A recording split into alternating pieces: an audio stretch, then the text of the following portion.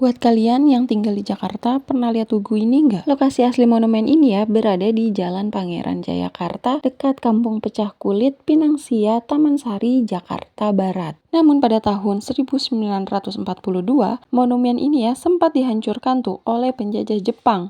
Nah, bagian monumen yang masih bisa diselamatkan lantas dibawa ke Museum Sejarah Jakarta atau yang kita kenal dengan nama Museum Fathahillah. Dan replikanya dibuat nih di Museum Prasasti yang ada di Tanah Abang. Untuk tubuhnya sendiri memang cukup menyeramkan karena memang dibuat untuk peringatan bagi siapapun yang berusaha untuk melawan pemerintahan Batavia pada saat itu. Tubuhnya sendiri adalah berbentuk tembok dan di tengah tembok monumen itu ada prasasti yang terbuat dari batu. Terdapat nih tulisan berbahasa Belanda lawas serta tulisan aksara Jawa pada batu prasasti tersebut. Sebenarnya ada cerita apa sih di balik Tugu yang cukup menyeramkan ini? Sebelum nih aku bahas cerita apa yang ada di balik Tugu yang cukup mengerikan ini, jangan lupa kalian buat klik tombol like dan subscribe supaya aku semakin semangat untuk bikin video-video lainnya. Ini sendiri bernama Tugu Peringatan Peter R. Bergfeld. Ada nih seorang non-pribumi pengusaha keturunan Jerman Siam bernama Peter R. Bergfeld. Dirinya nih dituding akan melakukan makar terhadap pemerintah Hindia Belanda. Ayahnya Peter sendiri adalah seorang pengusaha kulit dari kota Elberfeld, Jerman. Nah, sedangkan ibunya konon nih berasal dari Siam atau yang kita kenal sekarang sebagai Thailand. Tapi seorang sejarawan Betawi bernama Alwi Shihab berpendapat bahwa sebenarnya ibunya Peter tuh berasal dari Jawa.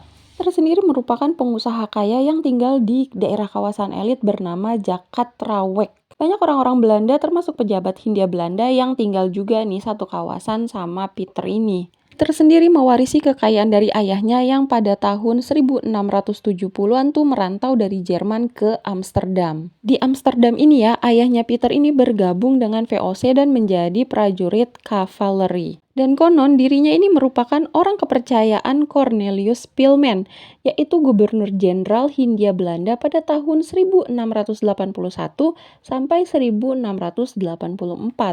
Nah, karena dekat nih dengan Gubernur Jenderal Hindia Belanda pada saat itu, keluarga Peter tuh jadi cepet banget kaya. Namun pada tahun 1708 ya, pemerintah VOC itu menyita ratusan hektar tanah milik keluarganya Peter. Nah, pihak VOC ini beralasan bahwa tanah Peter itu tidak memiliki akte yang disahkan oleh pejabat VOC. Selain itu ya, kedekatan antara ayahnya Peter dengan Spillman pun dicurigai oleh pihak POC. Spillman tuh menjadi pemimpin komplotan rahasia bernama Monster Verbond yang disebut tuh banyak banget mengeruk kekayaannya VOC. Konon ketika penyitaan berlangsung ya, banyak nih kaum pribumi yang justru memihak kepada Peter. Tetapi bukannya melemah nih, pemerintah VOC malah lebih garang. Nah, Gubernur Johan van Horn justru menambahkan hukuman buat Peter. Nah, sejak kejadian itu ya, Peter ini tuh menyimpan rasa dendam kepada VOC. Bersamaan dengan itu ya, Peter nih malah semakin mendekat dengan kaum pribumi. Dirinya konon menjadi seorang muslim yang taat, bahkan masyarakat Betawi memiliki panggilan hormat kepadanya yaitu Tuan Gusti. Peter juga bersahabat nih dengan Raden Ateng Kartadria yang merupakan seorang keturunan ningrat dari Banten. Mereka lalu berkonspirasi nih dengan beberapa kawan yang memang sejalan untuk melakukan pemberontakan pada malam pergantian tahun di tahun 1722. Kartadria melaporkan bahwa dia sudah menyiapkan kekuatan 17.000 orang yang dilengkapi dengan senjata dan siap menyerang pada hari yang telah ditentukan. Tapi ternyata ya, info ini tuh bocor kepada pihak pemerintahan VOC pada saat itu. Suatu malam nih, ketika Peter sama kawan-kawannya sedang mengadakan pertemuan rahasia, mereka tuh digerebek oleh tentara Belanda. VOC kemudian nih menangkap Peter, Raden Kartadria, dan 23 orang pengikutnya. Peter dan 24 orang pribumi ini dijatuhkan hukuman mati. Proses eksekusi ini dilakukan di sebuah lapangan di dekat rumahnya Peter. Eksekusi sendiri sangat kejam dan tangan dan kakinya si Peter diikat dengan tali. Lalu tali itu masing-masing dihubungkan dengan 4 ekor kuda yang menghadap 4 penjuru. Lalu nih, dengan sekali hentakan, keempat kuda itu berlarian terpencar. Tubuh Peter terbelah atau terpecah menjadi 4 bagian. Nah, kepala Peter sendiri kemudian dipenggal dengan pedang dan ditancapkan di atas sebuah tombak. Monumen peringatan ini diberi papan peringatan yang dibuat dari batu berwarna biru berukuran 1 kali 2 meter. Ini menjadi tugu peringatan terhadap siapapun yang berani memberontak terhadap pemerintahan kolonial Belanda pada saat itu.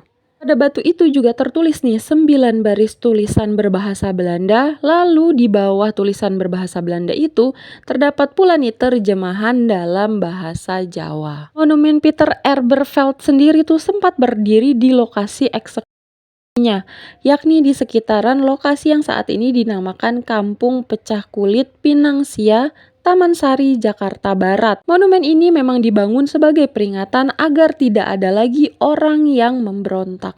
Namun seperti yang aku ceritain di awal ya, monumen ini tuh dihancurkan oleh tentara Jepang ketika menjajah Indonesia pada pertengahan tahun 1942.